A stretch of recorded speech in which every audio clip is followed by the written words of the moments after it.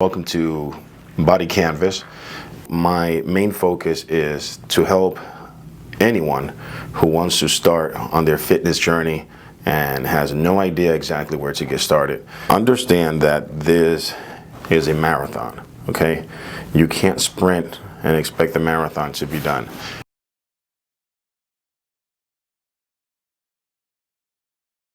Number one, very important, we have to understand BMR. Basal metabolic rate.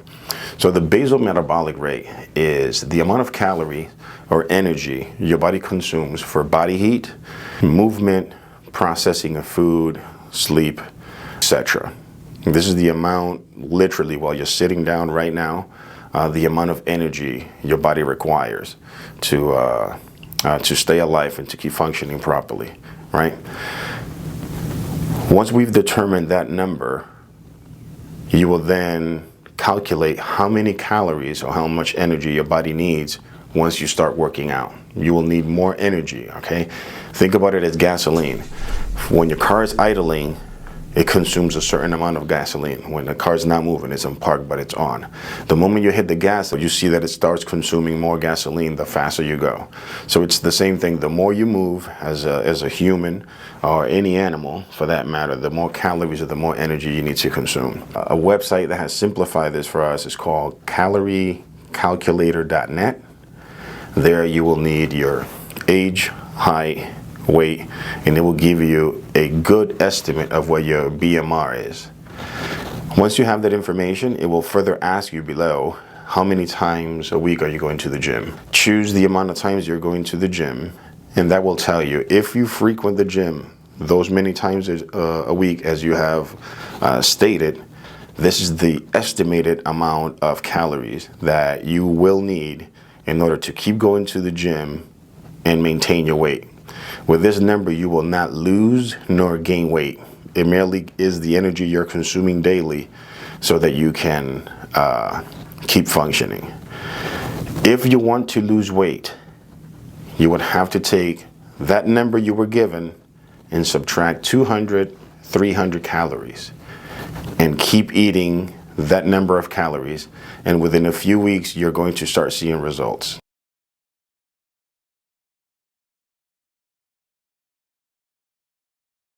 The type of food that you consume is extremely important to understand. When you lose weight, usually, there are other factors involved, but usually 2/3 of the weight is fat, 1/3 is muscle. So if you lose 15 pounds, about 5 pounds of that is muscle, the other 10 pounds is body fat.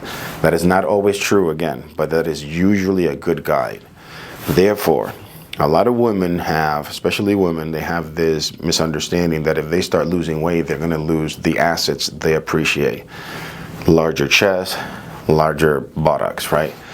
That is not true if you are exercising as you're losing weight. When it comes to the calories you consume, because you're going to lose some muscle as well, you need to make sure that you are consuming enough protein and enough carbs so that you can actually use them for energy during your workout, and you can use the protein for your muscles, right? Please understand that the types of food you eat will only work for a period of time if you're depriving yourself of nutrition. If you're on a diet of soups and salads, once you trim down to the level you like, you can't go back to eating the way you used to because you will gain the weight.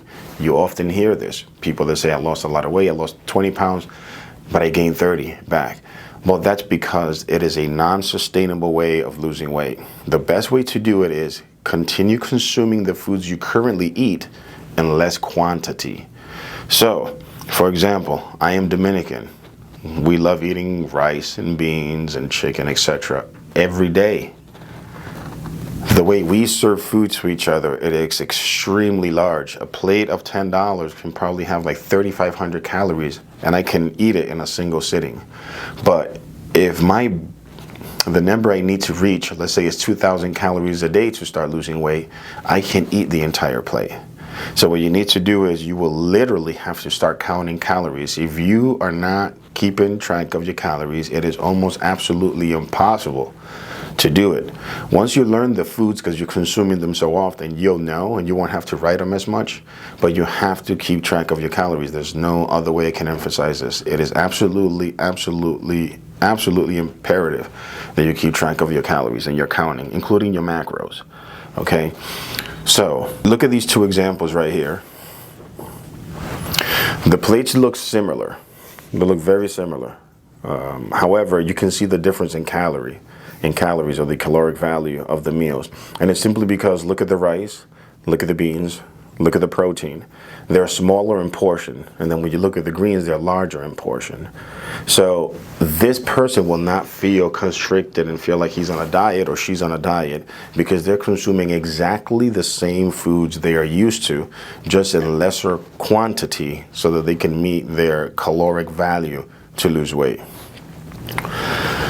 Now, the types of food does not determine whether you're going to lose or gain weight. Some people ask me at the gym, hey, what food can I eat to lose weight? It doesn't work that way. It's how much of any food you eat will determine your weight. I'll give you a good example. A friend of mine, we are at the gym. On our last set, we discussed, hey, let's go by the pizza joint. I go to the pizza shop with my friend. It was right next door. Luckily for me, the restaurant had the caloric value of each slice. The slice I chose was 270 calories. I chose a single slice and a bottle of water, right? In my head, I'm adding 270 calories to the amount of calories I'm consuming for the day. Okay. My friend says he wants to stay on the healthy side and not go too crazy, so he gets a Greek salad. Love Greek salad. Awesome. However, he asks for about 4 tablespoons of oil, and it was canola oil, and salt and pepper. Look at the amount of calories in the canola oil.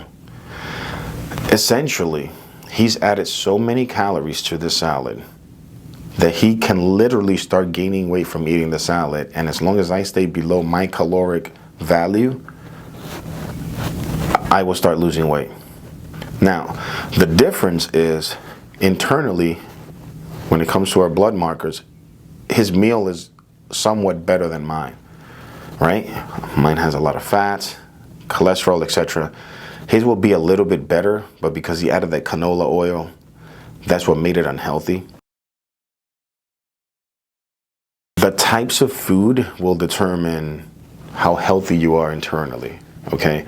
So, for example, we can all agree that Doritos are not healthy foods. If you eat just one single chip of Dorito for breakfast, a single chip for lunch, and a single chip for dinner, 3 chips per day, you're going to start losing weight.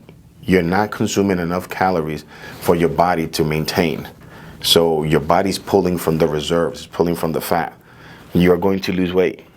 Your blood work is not going to look good because you're eating junk. So your cholesterol is going to be spiked up, your salts are going to be spiked up, etc. If you do the same thing and eat a single leaf of romaine lettuce for breakfast, for lunch, for dinner, you're going to lose weight as well because you're still not consuming enough calories. However, your blood markers are going to be better because a lettuce is much healthier than a Dorito. Therefore, it is not the type of food or what type of food makes you lose weight, is how much of any food will make you lose weight.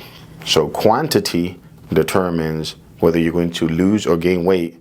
Quality of the food determines how healthy you are. Okay? So have those two understanding, please, and make sure you're keeping track. To get all of this information, please go to caloriecalculator.net. I'm not affiliated with this website, but I think it's a very helpful site that can help anyone who's a beginner and doesn't have an understanding of how to get their caloric value, the maintenance level, or the level to lose or gain weight. Okay, caloriescalculator.net.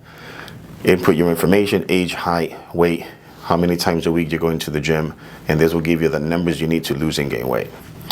Okay, if you want to speed up how fast you're losing the weight, now that you're eating below your maintenance level, right? You can do something like cardio. Here's another misunderstanding on cardio. Women love doing cardio to lose body fat. Have you ever seen a voluptuous marathon runner? No. You know why? Because you are going to be burning a lot of muscle when you start doing cardio for a long period of time, and fat as well. But you are going to look like a marathon runner if that's what you're doing. You will be very slim with almost no curves, all right? Unless you're naturally, again, it varies, but unless you're naturally curviest and that's how your frame is, you will be skinny with no curves, okay? You have to understand that. There are two places our body gets calories or the energy it needs to operate properly. One is from glycogen or the sugars within your muscle fibers, or the fat storage, right? That we store all over our body, legs, stomach, buttocks, etc. If you're doing, if you're burning calories or trying to burn calories while you're running and exerting an intensive amount of speed or for an extremely long amount of time, you are going to start depleting the sugars that is readily available, and that is the glycogen within your muscle. What you want to do so that you can start burning fat is do cardio at a pace that you can actually not have a conversation, but you're able to talk to someone, all right, if they're next to you. The best thing for me to do is, and I do this 3 times a week, is put the treadmill on 12 or 12.5, the speed between 2 and 3, and I walk with 2 25-pound dumbbells for 25 to 30 minutes. Every 5 minutes I pick them up, 5 minutes I put them down, pick them up, put them down, etc. You don't have to do it. You can do it with your body weight. But if you do this for between 25 and 30 minutes, it will burn between 500 and 600 calories. In fact, more than if you were to run. Because you're not running at a high rate of speed, you will start using your body fat to burn instead of the glycogen within your muscle. So remember those things, please.